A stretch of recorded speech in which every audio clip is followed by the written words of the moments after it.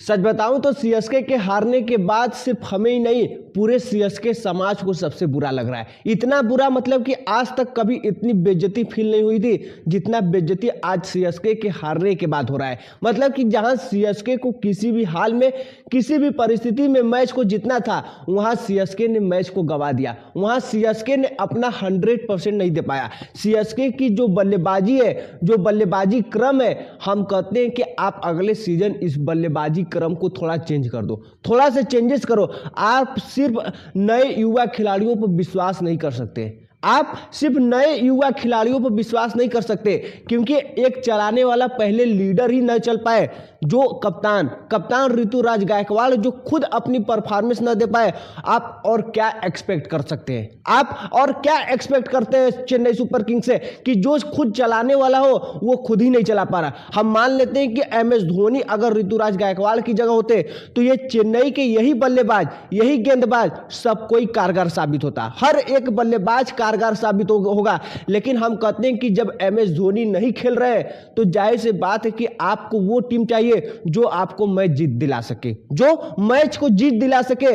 आपको ऐसे बल्लेबाज नहीं चाहिए जो आए और चले जाए, आए और चले जाए। मतलब कि इतनी घटिया बल्लेबाजी जो ऐसे वक्त पर निकलती है जो इस बात को विश्वास नहीं किया जा सकता है कि आप प्लेऑफ के बॉर्डर पर हैं, आपको प्लेऑफ में जाने का मौका मिला है, आपको 6वीं ट्रॉफी जीतने का मौका मिला है, और आपकी बल्लेबाजी, और आप ऐसे मौके पर 180 रन पिटवाते हैं। और उससे भी गया गुजरा हमारी गेंदबाजी, उससे भी गया गुजरा हमारी गेंदबाजी जो 180 रन का बचाव नहीं कर सकी। और टीम में होती है सीनियर गेंदबाज होते हैं, इसीलिए कहा जाता है कि सीनियर गेंदबाज का होना कितना जरूरी है किसी टीम में, सीनियर गेंदबाज की होना कितना जरूरी है। आज आरसीबी जिस मुकाम पर पहुंची है, आज वो आरसीबी में 2 ऐसे गेंदबाज है जो सबसे experience Josh Hazlewood, Bhuvneshwar Kumar. इन लोगों को पिच की पकड़ है, ये लोग चीजों को समझ जाते हैं, ये लोग चीजों को भाप जाते हैं। और हमारे पास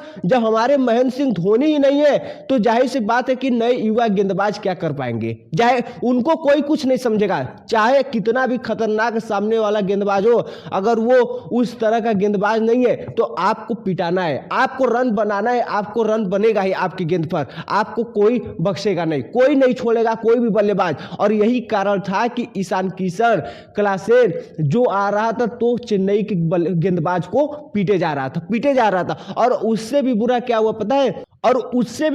पता है? ईशान किशन ने सीएसके को ट्रोल कर दिया, सीटी बजा दिया। जिस तरह से ट्रोल सुमन गिल ने सीएसके को किया था सीटी बजाकर, ठीक उसी तरह सुमन गिल ने, ईशान किशन ने भी सीएसके को ट्रोल कर दिया, सीटी बजाकर, घर बनाकर बोल रहे थे कि जाओ मैच हार गए। मतलब कि इससे बड़ी बेइज्जती और क्या हो सकती है सीएसके समाज के लिए? मतलब कि यार बर्दाश्त अब तक नहीं हो रहा है उस सीएसके के हार का, जो इस बात की उम्मीद लगाए बैठे थे कि सीएसके प्लेऑफ में जाएगी। हम इस बात को कहते हैं, आप अपने बदौलत नहीं जा रहे थे, मतलब कि सामने वाली कुछ टीमें इस कदर हार गई कि आपको चांस मिल गया जाने के लिए प्लेऑफ में। और इससे बड़ा मौका और क्या चाहिए क्रिकेट में? आपको एक मौका ही चाहिए, लेकिन आप वो सब कुछ न कर सके।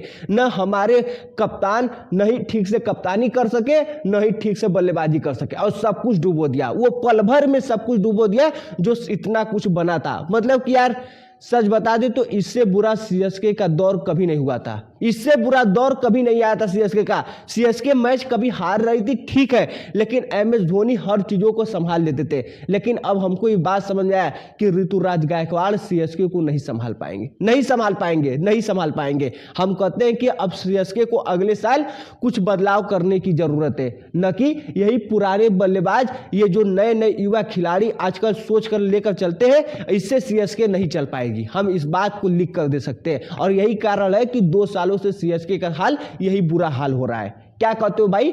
कमेंट करके जरूर बताना।